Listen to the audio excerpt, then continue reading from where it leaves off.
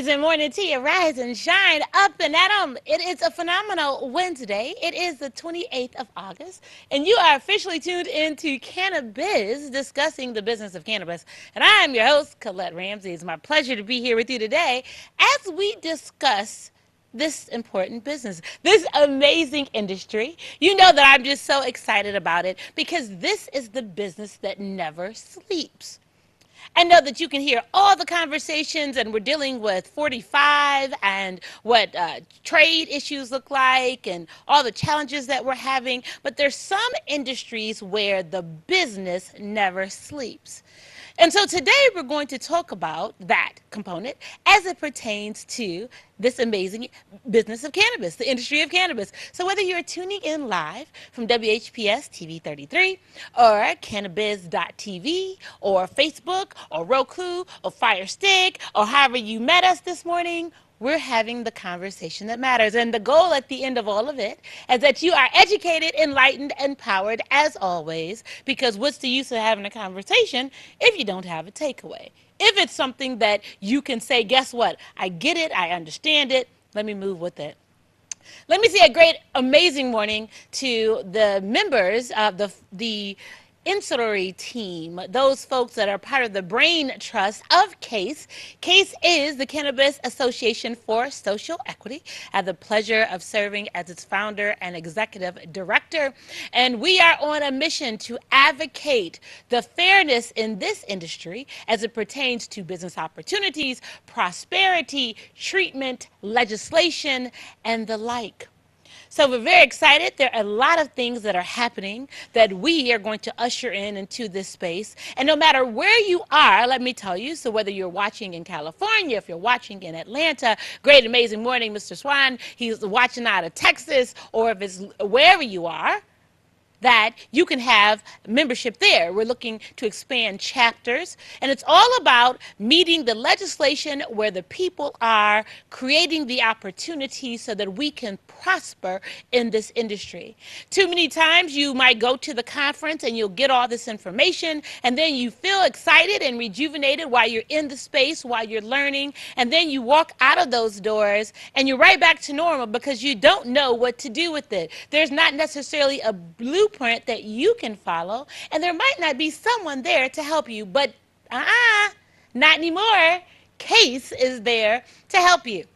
So I will be unveiling more of that information. The website will be launching soon. And of course, you know, if you need to contact me, you can do that. How do you contact me directly? 313-422-5751. Again, 313-422-5751. Because we're not going to let the opportunities in this industry pass us by. We had an amazing conversation on last week with Miss Angelique, I call her. She's the Gray Fox Fowler. She is the CEO and founder of Gray Fox Fowler Curating Cannabis Company. And they are the one-stop business entity that addresses your needs. So if it is a curriculum, development, if it is real estate, if it is business solutions, they provide that service to you. And of course, you all had it great last week because for those of you who watch, you got a substantial discount if you contacted a Gray Fox to be able to address where you are in the industry and where you'd like to go. And we'll continue to provide those opportunities for you as we go down the line. You all know this is our 16th episode of Cannabis. I'm so happy to be able to present that to you and to all my partners. We have Strata Cannabis Coffee. We appreciate that. And Kanna and Healing Through Transitions Solutions with Felicia Knuckles. And thank you. And some other conversations I'm having along the way, so I can't wait to disclose those because that's what happens in this space. You know that what we experience here on Wednesday mornings doesn't happen like this in any other part of this country, the way that we do it here. And so because it's so new, you have to be able to show your stick-to-itiveness, your perseverance. And so it, of course, is by no easy feat that we remain to be here, but that is my commitment to you that no matter what, we will be on these airwaves to be able to share the conversations, because when you're bringing in partners, they have to see that you are reaching the masses, that you have some longevity, that if you don't believe in your product or service, no one will. And with that being the case, where do you go from here? Well, guess what? Let me just let you all know on today. We've talked so much about what? Cannabis, and everyone is learning about cannabis and cannabis 101 and what it looks like, and from the medicinal arm and from the recreational arm, and then we've learned about the CBD versus the THC. Well, a lot of us miss the opportunity because we only focus on cannabis. And everyone thinks that if you're using cannabis, then your ultimate goal is just to get a high. I don't think that we talk about the CBD component, but I believe that most people still, when they think of cannabis, it's about, oh, I just want to get high. Like, remember Cheech and Chong? Well, I want to let you know that you could just set that over here. Let's move cannabis and put cannabis right here. Because right now, we're going to talk about hemp. On today, I want us to discover the beauty of hemp. So today our title is Don't Forget About Hemp. Do you all know that Hemp Daily Industry, it's a publication, has forecast that by 2026, hemp will be a $20 billion industry. Hemp. Now, if you all didn't really understand the significance of hemp, hemp is the fiber that makes the CBD. So you see all the craze about the CBD oils and the lotions and the this and the that, everything, at all this from the dollar stores to the gas stations. Everyone has a CBD product, and you wouldn't have that product if you did not have hemp. So if you want to shy away from the whole cannabis component as it equates to the THC, you need to focus on hemp. And if you didn't know that there was a relevance to hemp, let me share with you the opening quote today that comes from our own Thomas Jefferson. And he states, hemp is first necessity to wealth and protection of the country. Let me give that to you again, that hemp is a first necessity to the wealth and protection of the company. So back at a time when Thomas Jefferson was president, he said that, guess what? The only way that we are going to grow and thrive is through hemp. That hemp provides the wealth of this great nation and the protection. And so today, I'm going to foray you into the hemp industry, and specifically as it pertains to Michigan, there is a pilot program that affords you the opportunity to grow hemp. So let's go to a clip. We have the opportunity to talk about what hemp looks like in Michigan. It's not even a minute, so let's take a look. A program for farmers and processors who want to grow industrial hemp this year. The U.S. government is implementing a national program next year for the state, but the state has already gotten the authority to grow industrial hemp. Farmers and processors will have to get a license and enter into a research agreement with the state. The Michigan Department of Agriculture and Rural Development says that it will be scheduling some events where people can apply.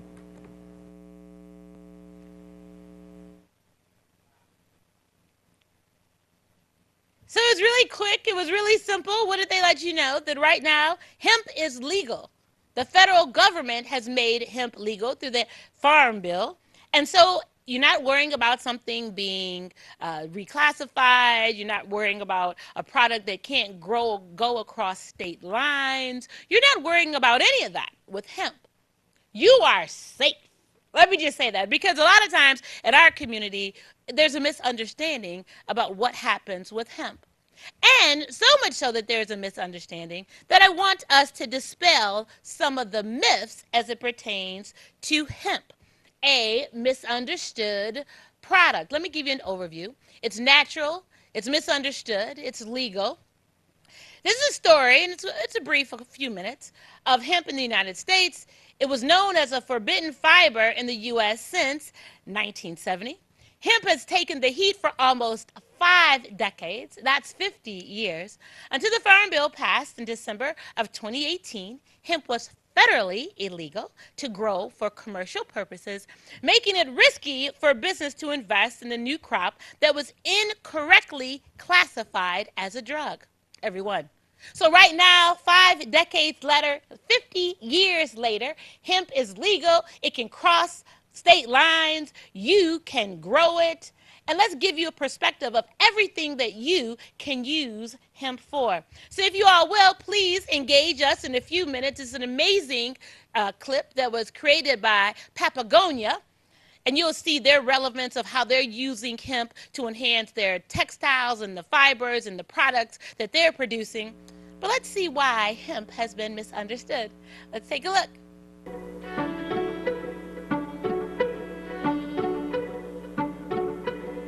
We are responsible for things. We take care of our relatives. We only take what we need and we leave the rest. We're mindful. We don't cause waste. And we're grateful.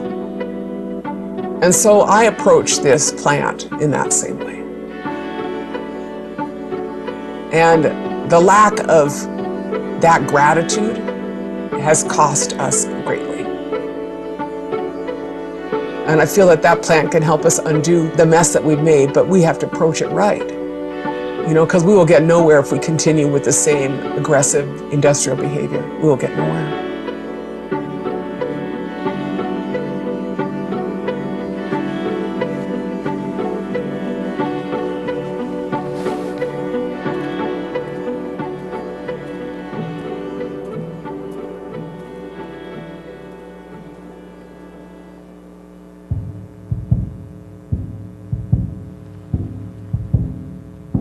Can you just simply tell us what hemp is? Hemp is the plant Cannabis sativa, and it's a plant. Okay. You want something deep? It's just a plant. Well, hemp is a plant, of course, so it has limitations like all plants do. But if you compare it with many other plants, it has some properties that make it stand out. Industrial hemp is a species or variety of cannabis that contains less than 0.3% THC. How is it different from marijuana? Oh, gosh. It's not the same at all. You will not get high if you smoke hemp. I'm sorry to tell you. Well, cousins to each other, you know, it's like the difference between popcorn and sweet corn. They're cousins. Obviously, the plants look the same, they smell the same, which is what got them in trouble in the first place.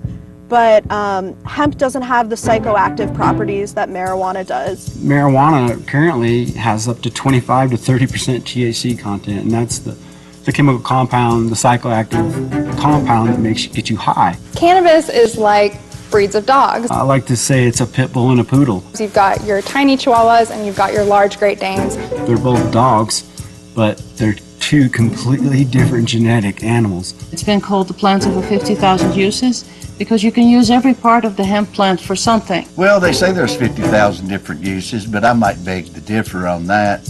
Okay, 25,000 different uses. The number one use right now is CBD oil in America. Now there's 24,999 left.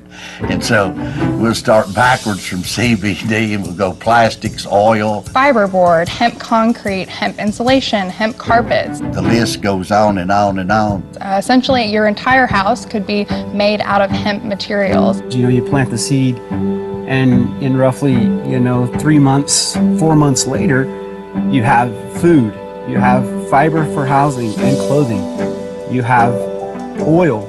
You could replace petroleum, run your car off of this.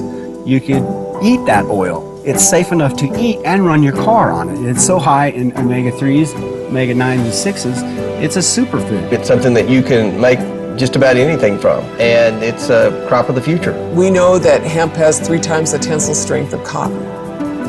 We know that hemp is antimicrobial. We know that you can make almost anything out of hemp.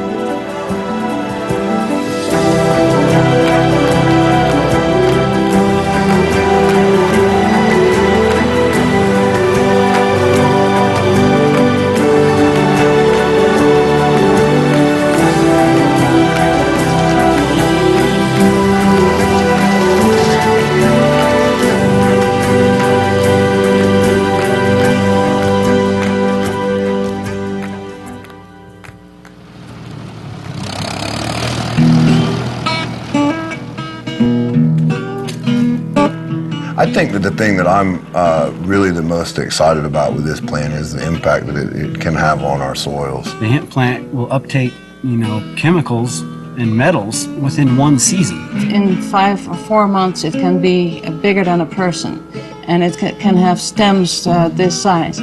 So that already makes hemp very attractive for environmental cleanup. This plant can help take damaged land that's out of circulation and rehabilitate it. Phytoremediation. Phyto is plants and remediation is to solve a problem.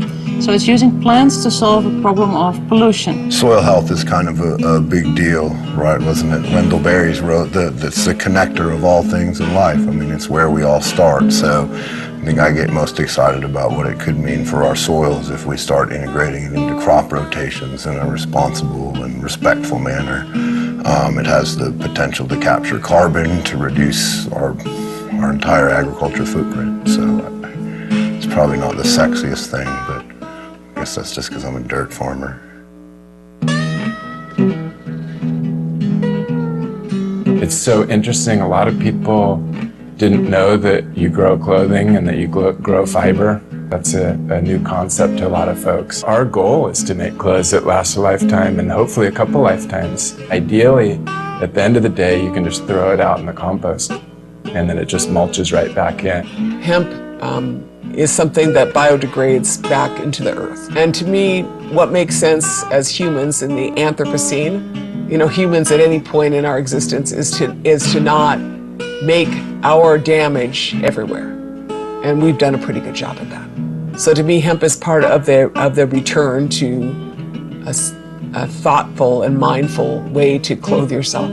It will save the planet. It offers a way out for all of us that is durable, and that is local, that is biodegradable, that is alive.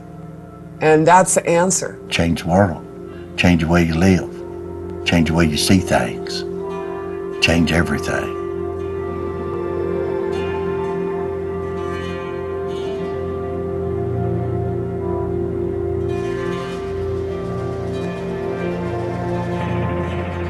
From so simple a seed came the means to carry the whole world to and fro, and he was talking about the cannabis seed, right, because it made the sails. All this sailcloth that everybody sailed from Europe to America on. They weren't nylon sails, these were hemp sails. In the early days of the colony, it was required to grow it by law. I believe that the Farm Bureau actually required each farmer to grow a 1/4 acre of hemp and a 1/4 acre of linen. And if that practice had continued, we'd probably be in a lot better shape today. And so it was a big part of our country. All our founding fathers grew it. They knew the resource was so important. Hemp was used to pay taxes because it was that valuable to the colonies. Every aspect of American life at that point, hemp was a part of. And as our country grew, so did hemp production. We believe that it was the industrial potential of the cannabis plant that actually stirred prohibition in the long run. When we look at prohibition, that was really what it was about. You had two trains of thoughts in the 20s and 30s. You had Henry Ford with his biological economy ideas, rolling out the Edsel engine with running on soy and canola oil and the hemp car, and then you had the Rockefellers and the Hearsts with oil and petroleum, and we lost. I mean, we lost the battle. Well, they tied it with marijuana. So in that period of time, there was a war between the hydrocarbon-based society and the carbohydrate-based society, the agrarian base. So it's all purely commerce. Plastic, one word. Plastic was also invented at the same time. And 1938, we come up with the Marijuana Tax Act, and we made it illegal. And I believe that big business and timber industry and everybody knew that this was coming. You fund it with big money. You're gonna go looking for the evil weed, and then everybody gets cranked up to go look for the evil weed. Yeah, it was a conspiracy, but it was just a really well done marketing campaign. Follow the money. Follow the money. The Reefer Madness campaign, they actually created, it was a PR campaign that showed how dangerous and potentially harmful marijuana could be. Well, did you watch Reefer Madness? I mean, you know what can happen if you smoke that shit. Marijuana. the burning weed with its roots in hell. So no wonder it's on Schedule 1. Everyone got scared. Everyone felt wholeheartedly that hemp and marijuana should be illegal, so there wasn't much backlash or argument for that move either. Hemp should never have been a controlled substance. There was a lot of misinformation. We didn't have the education levels. People didn't know what THC was, much less how do you determine THC. Mostly it's a Schedule 1 drug because it's very dangerous. You know, people start using it and they make their own fuel and they don't buy things. And I think that's pretty much the industrialized machine and lobbyists. I think it's the same thing that happened with the oil company and roads and freeways versus public transportation, etc. And we've been on the sharp end of the stick. I can tell you from being in Congress, there are very, very, very few issues that attract people from both ends of the spectrum. Industrial hemp was that one issue. When you have in Congress, in the Senate, an amendment for any issue that's sponsored by Ron Wyden and Mitch McConnell, then you've got a pretty good issue there because that's both ends of the political spectrum. And I think if we could find more issues like that in America, we'd be in a lot better shape. So it's softened up. And so it's a time now to stand up in America. And I think if you get out there today and really look at the world as it's coming around to the hemp issue, we are becoming more enlightened. And the politicians are having to listen to us.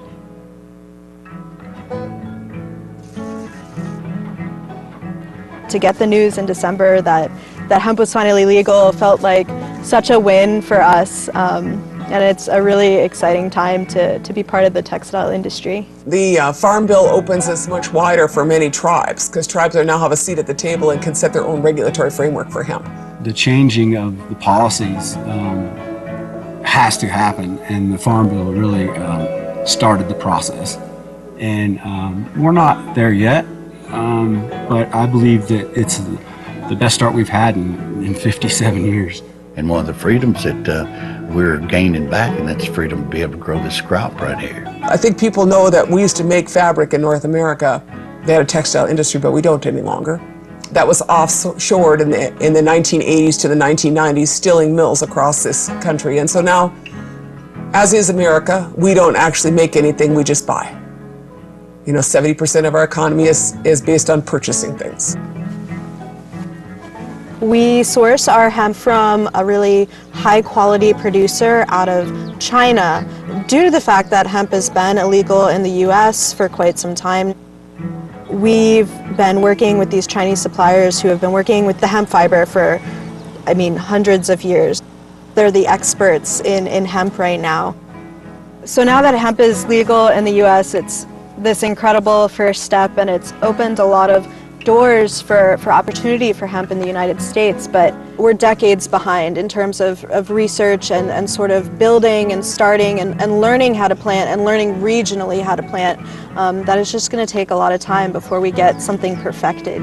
And as we, look towards the future, I feel like a lot of individuals are taking the paradigm and the practices of industrial agriculture into this economy with the same value set and just trying to figure out how to make a buck out of plant. And what I'm going to say is a plant's not a slave. A plant is not a slave. And if we treat this plant with respect, this plant will help us change our world. If we treat this plant like they have in the last industrial economy and the last round of industrial agriculture, it won't help us. It requires a community and a group of people that understand that we're trying to build something valuable, more valuable than money, right? So this is, what are we leaving to our kids? It's always been about the land. And my interest is in an economy which is restorative and regenerative. Not an economy that figures out how to keep this level of consumption up or keep this basis and paradigm up. A plant is just a plant. And, I think that it comes down to us wanting better. And, it's great to have a tool that could provide so much, but if it just becomes another rotation in a conventional corn and soybean plot, then it's nothing. And so from my perspective, I want to be on this earth for my lifetime. I don't want to leave stuff here that's for 5,000 years. That's not right. And so I want to be part of the people that do the right thing and we wear clothing that is not going to destroy the environment.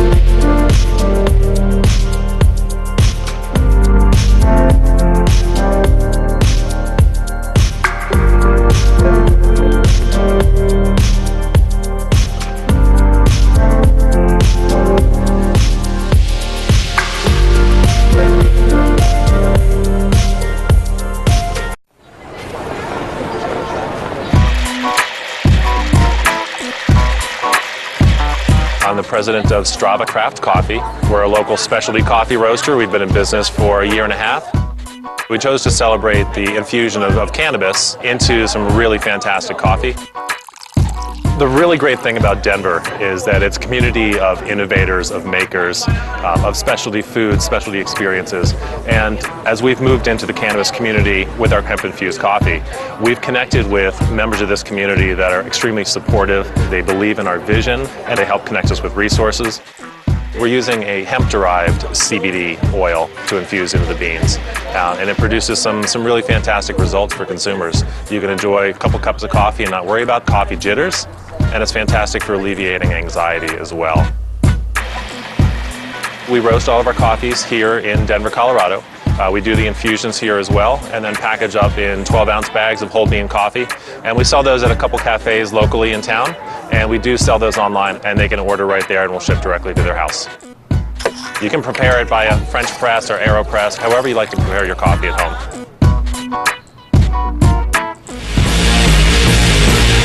Imagine the rare opportunity to be positioned in front of an industry that still has a product just like water every human being on the planet needs to maintain itself, but yet still in its infancy, virtually unknown to most of the world. An opportunity that until now has been unattainable for the masses. Our company is Kanna. We are Kanna, what you've imagined.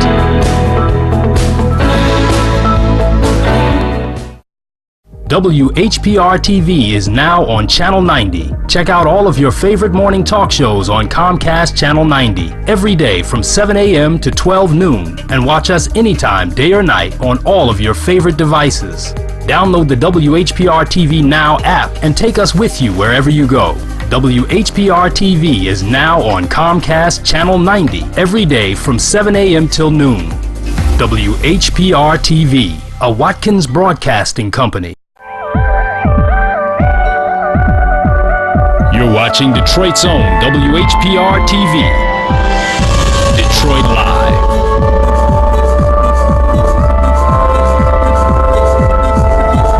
Hi, this is Colette Ramsey. You can watch me 24 hours a day, 7 days a week on the WHPR TV Now app. Download our free app at WHPR TV Now. Wednesday, Thursday, and Friday, 7 a.m. Eastern.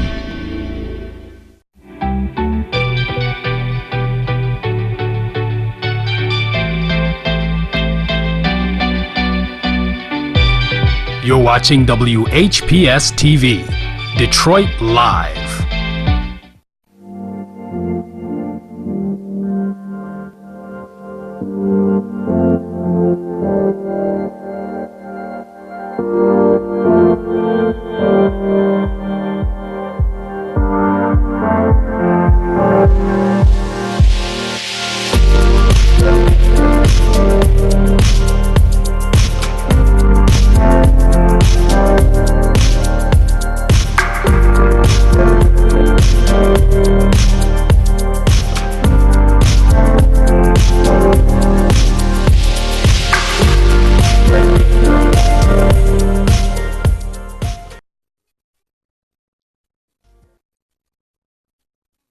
And how hemp has been misunderstood. And if you never thought that government is about business, Let me stress to you again, it is the business of government.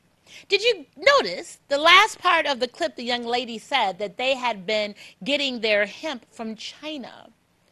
Because, of course, for 50 years, it has been illegal here. But you notice when we opened the show, Thomas Jefferson said hemp was the first product, was the first crop in these Americas. It wasn't cotton. Hemp was more durable and sustainable than cotton. So we started off with hemp. Then, because of the politics and the policies and how things changed, then there was an introduction of cotton, which put hemp to the wayside. China started producing it. The fibers, the textiles, the component of trade and industry with China then created that space for us getting goods from China. Do you notice now, do you think that there's just a minute, you think it's just a coincidence now that through the Farm Bill, we have made hemp legal. Now farmers can start growing hemp, which of course is going to take away the revenue, the historical revenue and the significance of hemp being grown and secured through China. That's going to have a rebirth and a emergence, if you will, in America. The new industry of America. And you just think that, oh, they just did it because they're trying to give the farmers a break. No. It always makes it appear that way, right? In this great democracy of ours, we always want the conversation to be perceived that, oh, yes, we have to benefit you. This is government working for you. No, this is government that works for big business. And if it happens to benefit the people at some minute scale, so be it. Because you realize now that the farmers are able to grow, that means that they're able to generate a revenue, that means they're able to pay off the banks that have given them the loans, that they're able to pay the corporations that have given them the financing for the equipment. They've been able to now have the monies to be able to buy more of the industrial tractors and all the things that they need and the nutrients and the supplements and everything to grow this new crop. You get that? And so then what they're able to do is put a valuation on the crop, and then that's what they use to go to the banks to secure financing. And so that means that if this is what I'm forecasting for my acreage, this is what it's going to look like, this is what hemp now is being sold at. So if I produce this amount of acreage at this amount, do the math, then I'll be able to sell and yield this month when it's time to bring in the crop. And so then I'll be able to pay you back these monies. It's no different than when you watch Shark Tank, right? And they always talk about, okay, well, if I want to buy your business, what's your valuation? Well, you have to be able to put $1 on your business. But so many of us can't put $1 on a business because A, if we do have a business idea, we don't think it through. Then we don't plan it out. We don't write a business plan. We don't write an executive summary. We don't understand the financials. We definitely don't understand the valuation. We don't understand the cost. And we just jump on out there. And I'm not mad. I was having a conversation with an entrepreneur the other day. And he said, and he gave me a scenario. He came to me and he gave me a scenario. And you all know that's what I do too as well. If you need consulting, that's what I do, right? So he came to me and he said, well, this is what his opportunity is and da-da-da. So I started asking him some questions and he said, and he didn't have the answers to the questions, but he said, you know, entrepreneurship is about risk. And I said, well, the truth is entrepreneurship is about calculated risk. So I can have a risk in anything, but I know enough about the industry to be able to forecast where things might fall short, where the challenges are, what I might have to do, what my partnerships look like, because that is what business is about. But since the majority of us aren't taught business, we're taught how to be employees, then when there's an opportunity such as this to see something that hasn't been created by someone else, we don't know what to do. And so I believe that's why we've poo-pooed on this whole industry overall, while now hemp is looking to be a $20 billion industry. You all knew what cannabis was forecast to be, as Forbes reported. And so now we're looking at hemp. I'm making it safer for you. So you can say hemp. It doesn't have as much THC in it, and it's all the textiles, and it's all the opportunities. And let me tell you how important it is. The DEA Drug Enforcement Agency just on Monday announced that it affirms hemp's new status. It sends notice that plant is legal. Let me share that with you. So the piece states that more than 6 months after hemp was made legal in the United States, federal drug authorities have updated their guidance to remind law enforcement that hemp is no longer a controlled substance. The notice, posted Monday by the U.S. Drug Enforcement Administration, the DEA, cited that the 2018 Farm Bill in noting that, quote, certain forms of cannabis no longer require DEA registration to grow or manufacture. The agency went on to say that hemp, including hemp plants and cannabinoid preparations at or below the 0.3% delta 9 THC threshold, is not a controlled substance. The DEA notice didn't change the law or make hemp legal. That occurred last year. But because the agency had yet to yield to remind national law enforcement through its regular bulletins that hemp is legal, some hemp businesses found themselves fighting legal confusion about the plant's status. So just this past Monday, I'm letting you know that it's legal. So those of you who are growing, those of you police officers and enforcers that are confused, the truth of the matter is, if you don't know, the plants look similar, right? So unless it's processing and testing, so this just opens the door for everything, right? I mean, the truth of the matter is, they're creating legislation as they go, but they're pretty much allowing those of us who are in this industry, who know what it is, you kind of do what you want to do. That's really what it is. But you have to know what it is that you're doing. And so I'm asking us that if you want to put on paper what the opportunity looks like, then it's right here for you for hemp. And if you didn't get that, let me share with you some of the numbers yet again from the Global Newswire, right? Global industrial hemp market is expected to reach now, this one says 14.67 billion by 2026. I just read under the Wall Street Journal that it was 20 billion by 2026. And callers, I see you. I'm about to get to the line. But industrial hemp market produced FIOR Markets launched a study entitled Industrial Hemp Market by Product, and that's seeds and fiber, natural application, region, global industrial analysis, market product shares, growth trends, and forecasts from 2019 to 2026. And they reported that the growth from 2018 was 4.4 billion, and then they're forecasting by 2026 at 1467 billion dollars. And you don't want to grow hemp? We're from farmers. We have land. How many of you all have land? I know that you do. Your family still have land that's sitting there in Tennessee and Alabama and Mississippi, and you all are doing nothing with it, and it's sitting there. Now, you haven't even pulled the timber off of it to be able to create money for yourselves, and so clearly you haven't thought about growing hemp. And hemp is a regenerative plant. So that means whatever is happening in the soils and the like, it helps to repair it and to get it back together to yield whatever that other crop is going to be. That's what hemp does. Did you know that?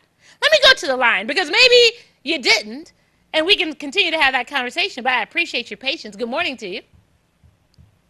Caller, you there? Assalamu alaikum. Oh, alaikum assalam. Colette, I know I haven't talked to you on Wednesday, but here's the thing. I'm glad that you are so smart, Mother of the Earth. I say this to you again. I know what I know because I know what I know because I know it. Colette Ramsey.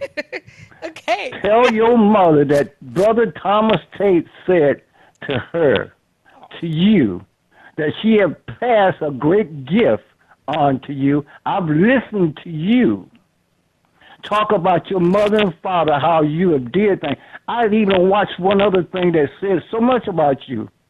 And I'm the same way about this. I'm not afraid to cry. Oh, yeah. I listened to you with my eyes and ears crying on TV, and these people didn't get it. I got it. Because you're humble. You're humble with respect. And now this gift that we have. This cannabis, this marijuana, what they call, been around for a long time. The Native Indians always had it first, okay? Yeah. The Native Indians did a lot with it. They made teas, they made medicines with it. They did a whole lot of things. And when they smoked the peace pipe, what do you think they was doing? Right. Okay, now here's something that I'd like to say to you. Entrepreneurship starts at home. Yes. With mother and father. Yes. Having a house to stay in, that's your first entrepreneur. Own your own house. Yes. And I told you 42 years this mother and this father have been in this house doing this together. Yes. And now we put a patch on things. We were the second owner of this house. Yes. So for the first 20 years that we was in this house, we've been in 42 years, we didn't have to do anything. But since we was learners, didn't know what the house was about, but together we done learned it and then we done put it together. And I say this to you. Yes. Now you have to be what the father is because you're not married yet. Correct. You have to be the mother of the earth. Everything goes through mother. If you don't know that the love of a mother, that everything you do and go through, when you go to the mother earth, that love keeps you going. Yes. Now the second part is the keeper.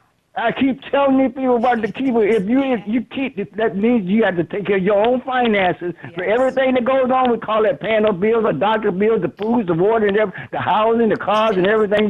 You got to take care of it. Yes. You got to be your protector. Yes. You got to protect yourself at every level. Be ready to die for yourself. And the strong teacher yourself is not to be a dictator or say what I say go, but to keep everything you got going, those first three, and you in order. Yes. So the father of the earth, you are the one that's supposed to complete everything. If you ain't did it yet, and we still in trouble. Poverty do not supposed to exist. Tell Rock the next time you see him, I know what it feels like not to have the father, because I told you my mother was the one when she was hustling the bootleg liquor, when she was hustling those numbers, when she was selling dinners, when she was hustling those card games. She paid for that house that we had, and she put 3 extra rooms so that we could live. And after she died and we came back, we was homeless because my sorry father wasn't a true father of the earth. I love him, but he didn't do it. When we got to talk to him after I got going, he came back after he left us and did all those things. And he said, Frank, I tried. I said, you a lie. Let's not get it twisted. Okay. Because when we came home, we supposed to have a house to stay in, and we supposed to have our individual rooms to stay in. Yeah. So I made that pact with her. So I'm finishing by closing this by saying to you, keep your money head to your money hands, from your money hands to your money shoes, to your mother's shoes, and keep them on. And remember, and all these people that need you, I mean, tell that sister who thought that I was talking about her, I wasn't talking against her. Right. I was waking up and telling you need to wake up to yourself and love yourself and be responsible for yourself, because you've been going through all these ways that this white man has led you away from yourself, 10, 20, 100 different ways. And then when you go to yourself, you hear crickets. Right. So I say to you, I love you. Keep doing what you're doing. Keep Rock at your side. Keep Damon, and keep all those that you can at your side, because you got what it takes. And keep it together, Mother of the Earth. I love you. I love you, brother. Always. Oh, I love you, brother Thomas. I love you with you as well. Everyone, look, that means the world to me, and you all know I absolutely cry at the drop of a hat, because I'm very emotional. I'm a very sensitive person, and I'm an emotional person, and I do this for us. I told you all, I was at the conference. I'm in the rooms. We aren't in the rooms. And if we are in the rooms, ironically enough, we still work for somebody else. We're not coming in there with our own brands. We're not coming in there with our own television shows. We're not coming in there with our own groups that will be able to fund collectively the ideas of other people that look like us.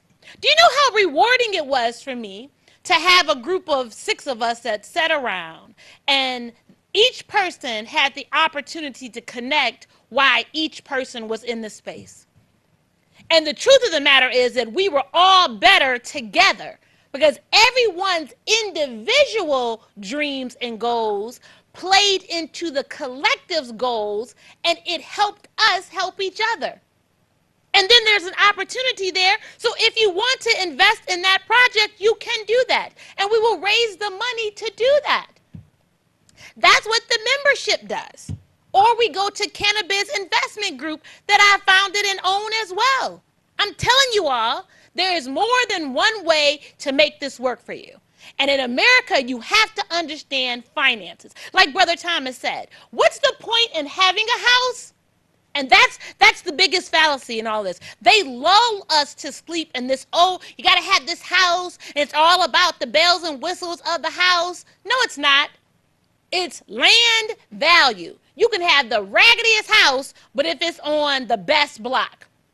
Because when it's time to draw money from that house, they're going to go from what the next house sold for. What's the value of the area that you're in?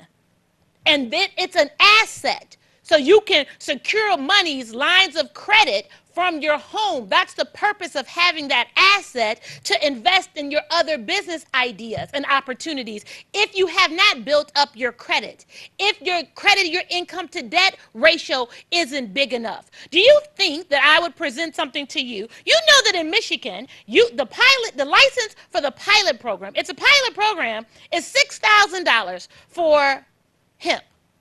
It's $6,000, you all. So let's do the math. If you had 6 people who could get $1,000, that's $6,000 you all are invested into this business. You want to do it another half? You can get 12 people at $500. You want to do that? We can keep going and break it down even more. You spend that on a weekend out. You spend that on a weekend going shopping. Do you all understand? And it's right here.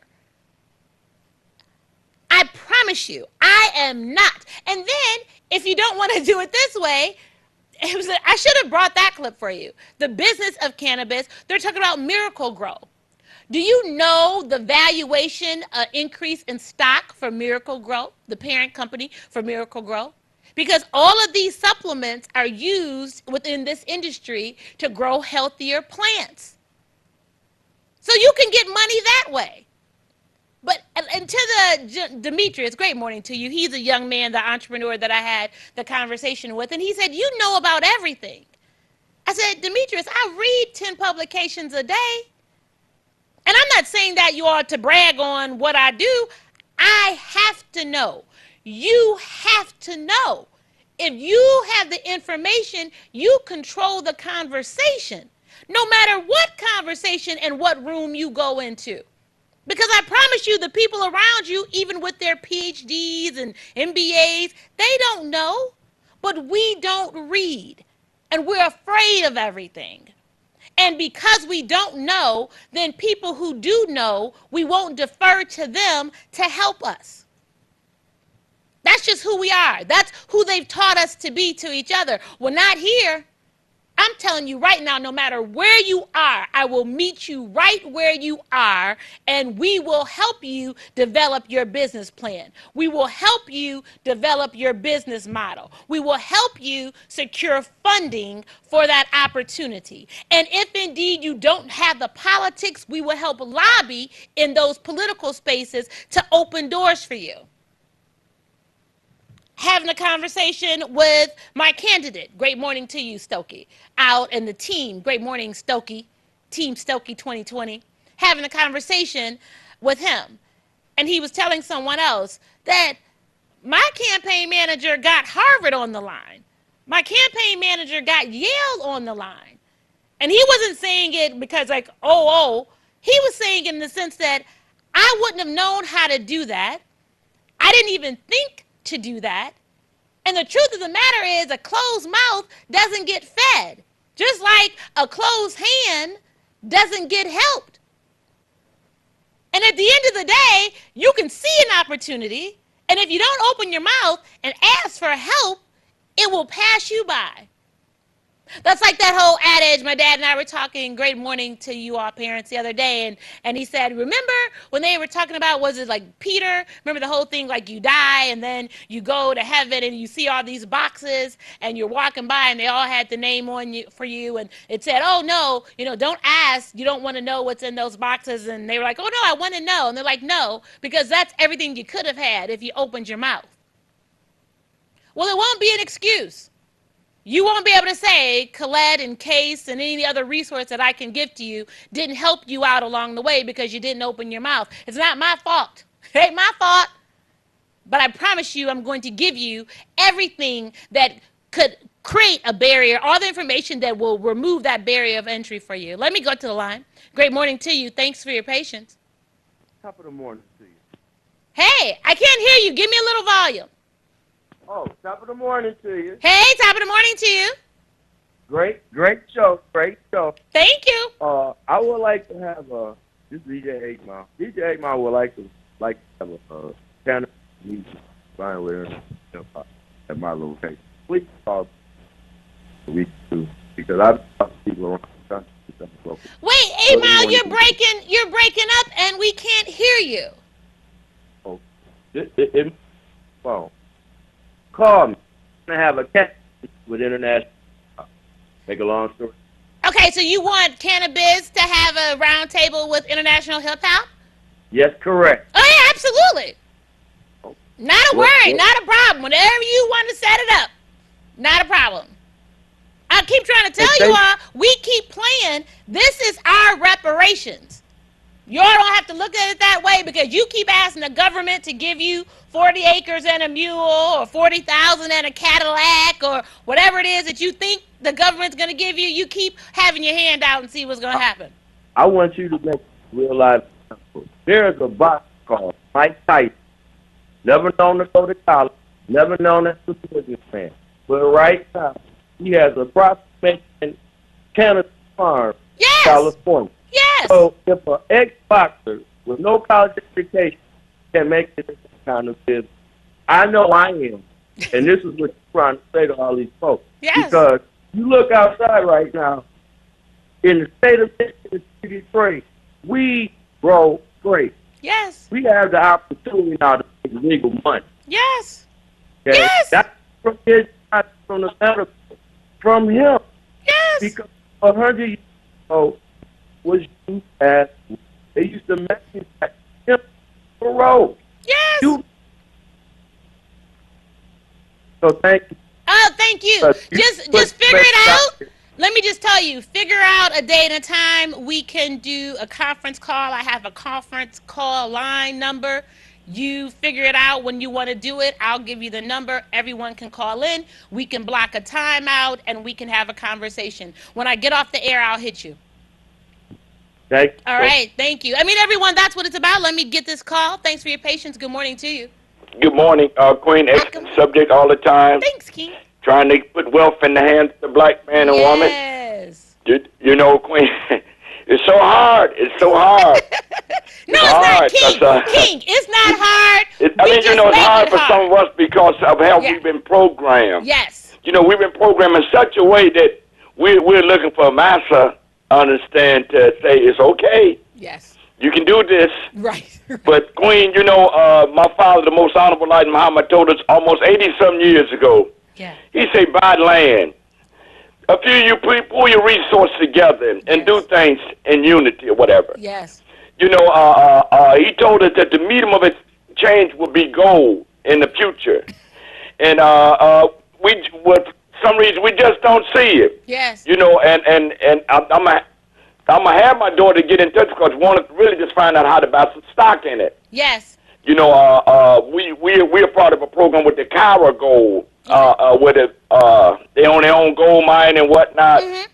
And the opportunities for us is all out there, whatever. Sure. And it's our time, and we got to act on it or whatever. You know, we got to think about being independent, and I will continue to say we got to think in terms of building our own world. Yes. And we ain't going to do it unless we have access and whatnot to do all of this or whatever. Yes. And we can produce our own ideas. Yes. You know, it's on us. Yes. And like I will continue to say to you, Queen, continue doing what you're doing. Yes, sir. Because Allah is blessing you. Yes. And you're going to have all the wealth that you want because of what you're doing and trying to help us.